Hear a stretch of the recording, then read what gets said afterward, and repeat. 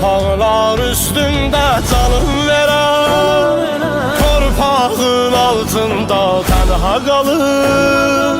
Şəhadət şərbətini dadan şəhid, Allaha canım verib cənnət alır.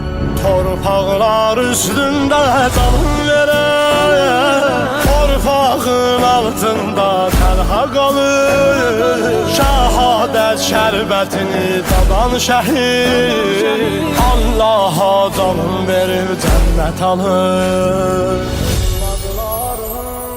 Sensiz qardaş bu qəm mənim qəlbimi yandırdı, Fələk səni qanə boyandırdı, bu dərd məni candan usandırdı. Övladların şəklinə xəlvətdə baxan